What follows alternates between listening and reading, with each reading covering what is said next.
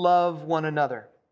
For whoever loves others has fulfilled the law. The commandments, you shall not commit adultery, you shall not murder, you shall not steal, you shall not covet, and whatever other command there may be are summed up in this one command. Love your neighbor as yourself. Love does no harm to a neighbor. Therefore, love is the fulfillment of the law. Verse 8, Paul said, let no debt remain outstanding except the continuing debt to love one another. You know what the world says? The world says, you all owe me love. Why? Because I'm a human being and I'm cool like that. And so you all should love me. I deserve love. And since you're near me, you're the ones who need to give it. You owe me love. You irritated me. That means you emptied my love tank. You need to pay it back. You bothered me. That means you emptied my love tank. You need to pay it back. You dressed funny today. You emptied my tank. You need to pay it back. You, for whatever reason I come up with, you owe me love. And Paul says, no. The renewed mind says, I owe you love. Why? Because God gave me so much.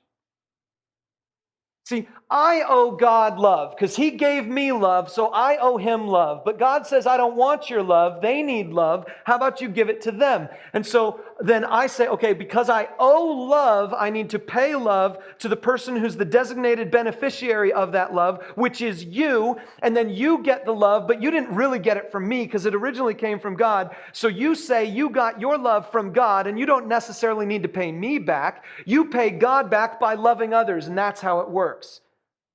We owe love to the people around us. That's our responsibility.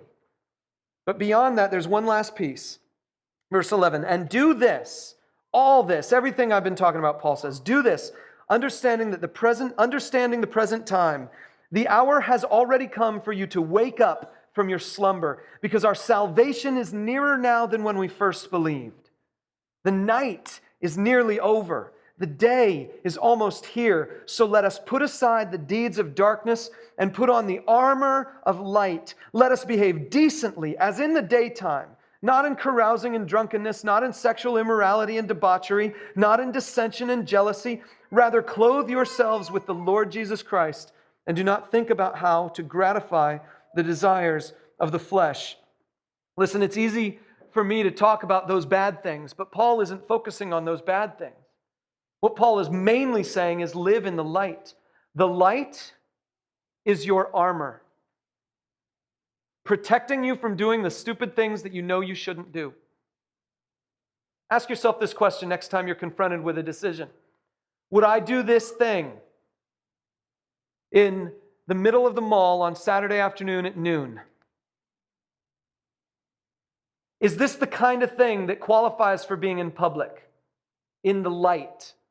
If it doesn't qualify for being in the light, then you have to have a really good biblical reason for why it should be private. Other than that,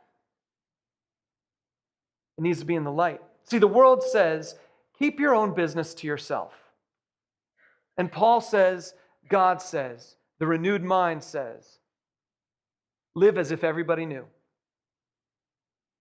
Light can be your armor against those bad things because you recognize, if I'm in the light, I'm not doing that dark.